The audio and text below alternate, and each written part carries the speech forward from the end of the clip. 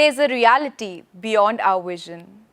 What I believe is that the intangible things are the most tangible ones and the tangible ones are illusion. नमस्कार दोस्तों, मैं श्रेया कत्याल आप सभी का हार्दिक स्वागत करती हूँ रूबरू में। आप देख रहे हैं MS TV और आज हर बार की तरह मैं आपको मिलवाने वाली हूँ एक पर्सनालिटी से, एक स्पिरिचुअल पर्सनालिटी से जिनका नाम है Shri Nand Gopal Das ji. He is a spokesperson at ISKCON Patna. तो चलिए चलते हैं और जानते हैं उनकी जर्नी के बारे में कि उनका ये सफ़र कहाँ से किस तरीके से शुरू हुआ, कैसा चल रहा है और जो सेंटेंस मैंने अभी आपको बताया जिसकी वजह से मैंने आपको थोड़ा सा कंफ्यूज कर दिया होगा, उसका आंसर भी शायद आपको ये देखने के बाद मिल जाएगा। Hello sir, welcome to Marwah studios. Hare Krishna. तो सबसे पहला मेरा सवाल आपसे यही है कि जो ये ISKCON एक सोसाइटी है जिसको आपने ज्वाइन करा है और आप इसका प्रचार भी कर रहे हैं, किस तरीके से आपकी इसमें इंक्लिनेशन हुई, आपने ज्वाइन किया, क्या इंसिडेंट्स थे और क्या आपका बैकग्राउंड रहा है? मेरा बैकग्राउंड मीडिया का रहा है और मैंने 13 साल 14 साल मीडिया में बिताया है।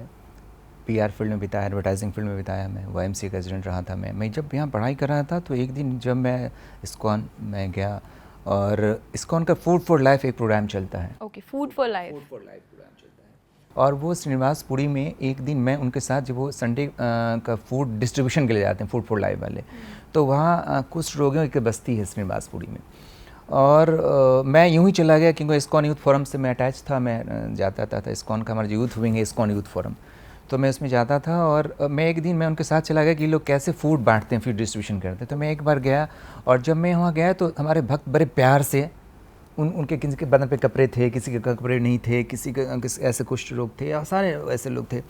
और मैं सिर्फ देखने गया था कि लोग, ऑब्जर्वेशन करने गया था कि लोग कैसे काम कर रहे हैं फूड फॉर लाइफ के लिए, क्योंकि मैंने बहुत सुना था फूड फॉर लाइफ का होता क्या है, कैसे ये लोग प्रसाद देते हैं, कैसे अरेंज करते हैं। और ये बिलीव मी कि जब मैं वहाँ गया और ये लोग प्रसाद खिला रहे थे तो उन लोगों को जो खा रहे थे, क्योंकि हम लोग बड़े श्रद्धा से प्यार से प्रसाद खिलाते हैं, और जो खा रहे थे वो आपको कुछ बोल नहीं रहे थे। उनकी आँखों, अगर आपके पास वो होता विजन, आँखों में पढ़ सकते हैं तो आँखें आंसू नहीं आ रहा, आँखें आंसू डबडवाए हुए थे आंसू, और जुबान पे कुछ आ नहीं रही थी, लेकिन आप अगर पढ़ पाती तो आपको लाख दुआएं दे रहे थे वो। इट्स लाइक आई से इट ऑल। और मुझे लगा कि नहीं, मुझे काम करना था, इनके लिए काम करना, इस लेवल पे काम करना है। So that was the incident जिसने आपको खींच लिया। और फिर उसके बाद आप दूसरी बात ये कहेंगे, एक तो इंक्लिनेशन बचपन से होती है ना, कि कहते हैं पूत के पाँव पालने में दिखते हैं। ये रहा मेरे जो माता थी चंद्रप्रभा दास, वो भी काफ़ी धार्मिक थी, धार्मिक महिला थी। मेरे पिताजी भी चंदेश्वर लाल दास हैं, वो भी काफ़ी धार्मिक विचार के थे।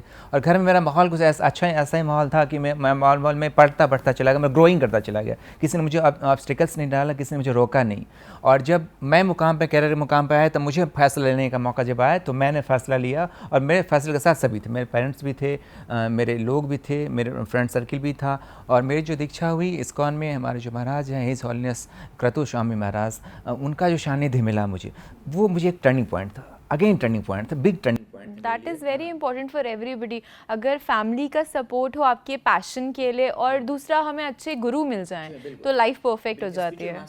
बोनाफाइड स्पिरिचुअल मास्टर मिलते हैं। हमारे जो महाराज क्रतु स्वामी महाराज हैं वो प्रभुपाद के डायरेक्ट डिसिपल, प्रभुपाद के डिसिपल हैं।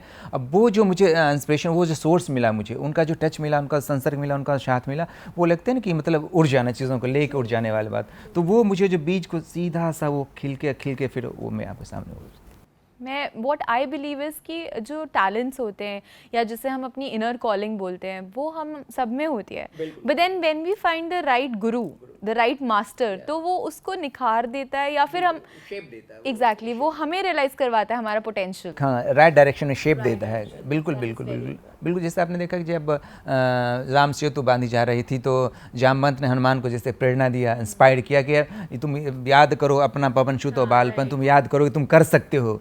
ये मतलब उनकी दबी हुई जो पोटेंशियल थी उन्हें याद दिलाना पड़ा। और आपने देखा कि फिर आपके सामने रिजल्ट कितने भगवान ने हाँ लंका का ये विजय प्राप्त किया और सारा हनुमान जी का अपने कर्म को देखा।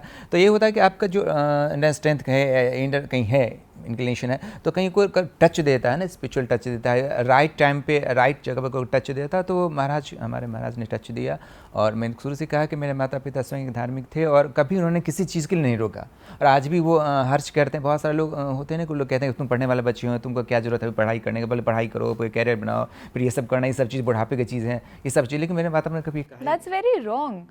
What I believe is that spirituality जो है उसकी कोई उम्र नहीं है. बिल्कुल, आप देखिए ना कि And it makes you stronger.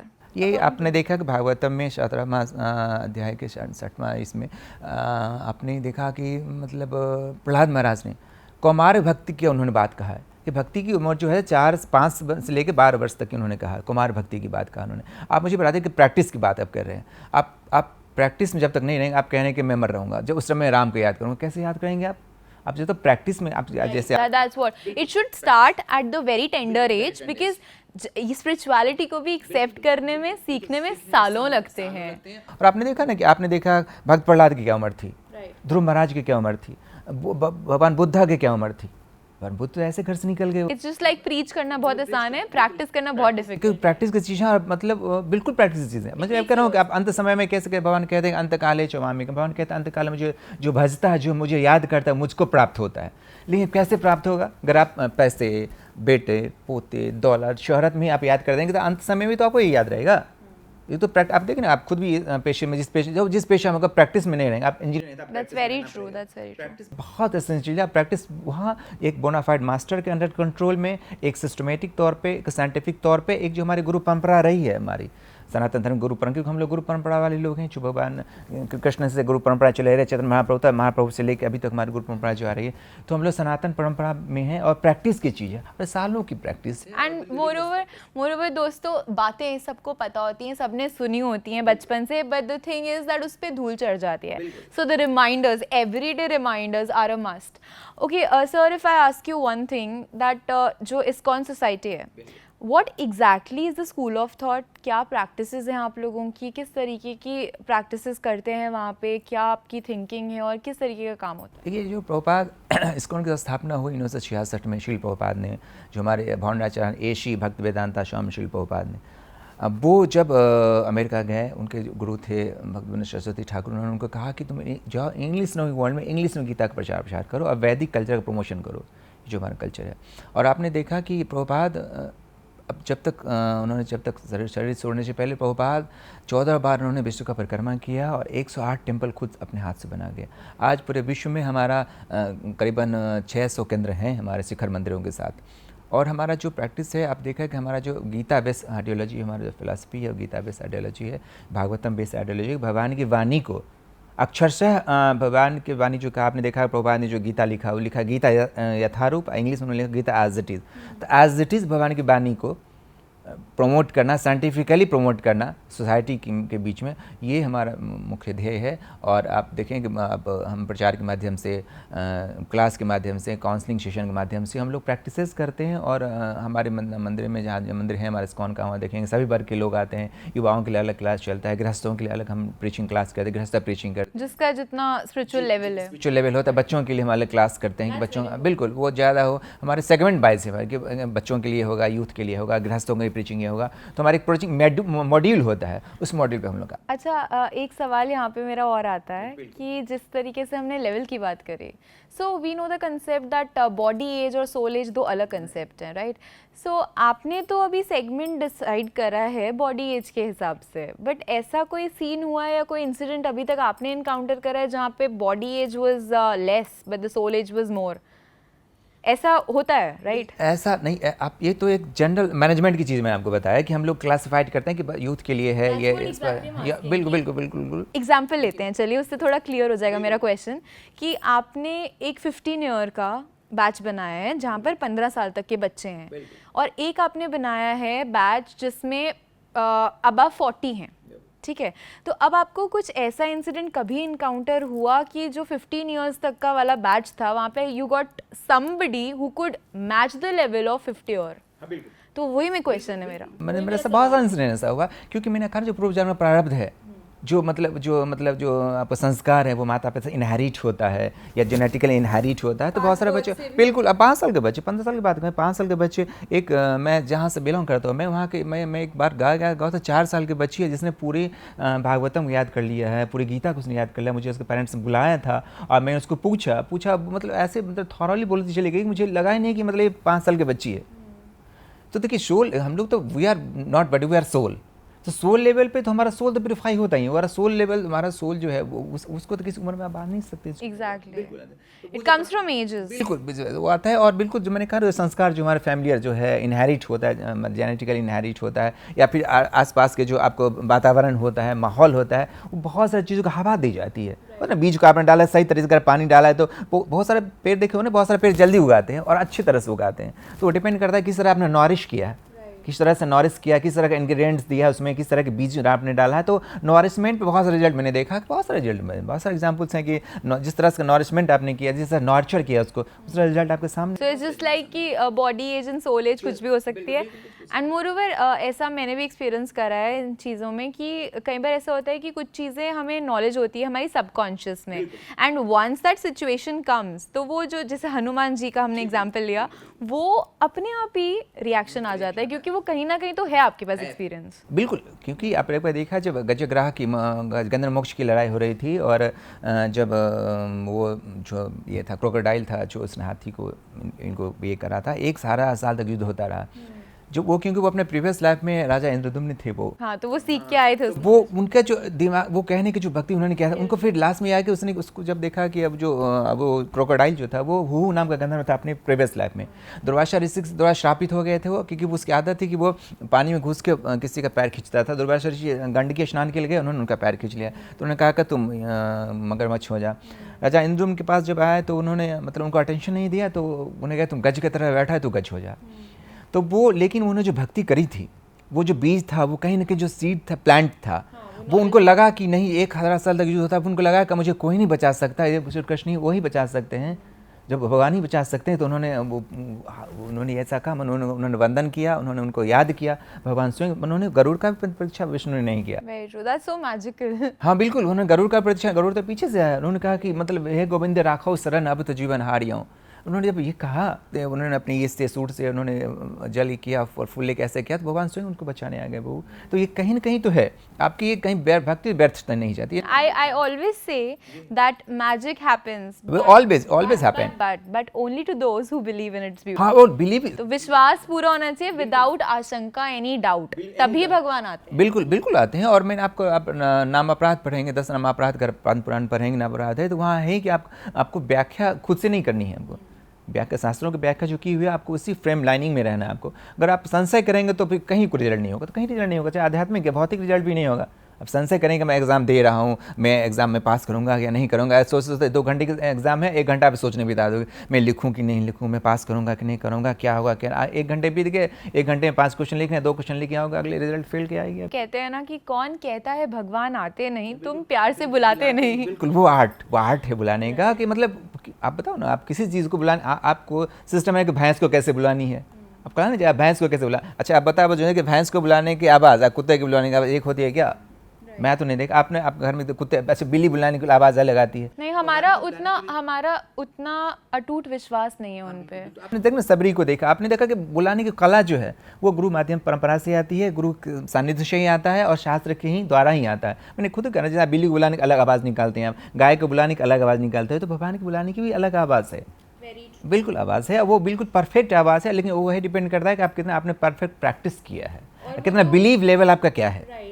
Believe level वो तो हमेशा ही हमारे साथ चल रहे हैं, मगर हम ही नहीं है जो उन्हें इनवाइट कर रहे हैं। Okay sir, now I would like to ask you one question. अगर हम इस्कॉन को भी एज अ सोसाइटी देखें, so you would find more westerners into it, foreigners into it, practising it, Krishna consciousness and उसका प्रचार करना, लोगों को इंस्पायर करना। इंडियंस का परसेंटेज उतना नहीं है, जबकि देखा जाए तो ये कल्चर, इसकी जड़ हम कहेंगे इंडिया है। ऐसा क्यों है? क्या स्कूल ऑफ थॉट है और वेस्टर्नर्स को क्या इंस्पायर कर रहा है टुवर्ड्स इट? बिल्कुल सही कहा आपने। मैं आपको बता दूं ये जो ऑर्गेनाइजेशन है इसका नाम ही है international society for Krishna consciousness, अंतर्राष्ट्रीय श्री कृष्ण भावनाविद संघ। और हमारा जो फलक है, हमारा जो लेवल है अंतर्राष्ट्रीय लेवल है, राष्ट्रीय या राज्य स्तर के लेवल तो है नहीं। तो अंतर्राष्ट्रीय में तो सभी आते हैं, आप अंतर्राष्ट्रीय सभी आते हैं। और हमारा जो टारगेट ऑडियंस सारा जो वर्ग है, सरदार प्रभुपाद तो मैंने कहा था कि एक बार जो उन्होंने पूरे वर्ल्ड विश्व का परिक्रमा किया उन्होंने 14 टाइम्स।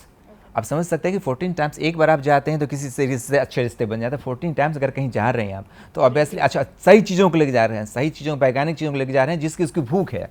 आज पाश्चात्य देशों में क्या है, पाश्चात्य देश में कितना तनाव है, कितनी कुंठाएँ हैं। वो जो हमारे वैदिक कल्चर है, प्रभुपाद ने जो उनको बताया कि chant Hare Krishna and be happy, जो हैप्पीनेस लेके वो गए, जो आइडियोलॉजी लेके गए प्रभुपाद, जो फिलॉसफी लेके प्रभुपाद पूरे वर्ल्ड में गए, पूरे विश्व को उसने आकर्षित किया है। वही पूरा विश्व आपको दिख रहा है। उसमें भारतीय भी हैं, परंपरा हमारे यहीं है, हमारा जन्म यहीं है, भारतीय भी हैं, लेकिन ये संस्थाएं अंतर्राष्ट्रीय है तो स्वाभाविक सी है कि अंतर्राष्ट्रीय लोग अब जरूर मिलेंगे आपको। यही कारण है कि अंतर्राष्ट्रीय लोग आपको मिलते हैं। सो टू फाइंड दैट सेटिस्फैक्शन, तो अगर यहाँ पे मैं आपसे ये पूछूं कि क्या ऐसा है कि वेस्टर्न सोसाइटीज़ में वो सेटिस्फैक्शन नहीं थी, और नहीं थी तो क्या रीज़न था? बहुत बड़ी वही भूख, जो आकांक्षा है, महत्वाकांक्षा है, पैसे है, तनाव है, पैसे सब कुछ पैसे, लेकिन उनको रियलिस्टिक नहीं पता कि वो कौन है, क्यों संसार में है। जो अंधी दौड़ है पैसे की, पैरवी की, जॉब की, नेम, फेम, दौलत, शोहरत, ये जो अंधी भूख में चले माया।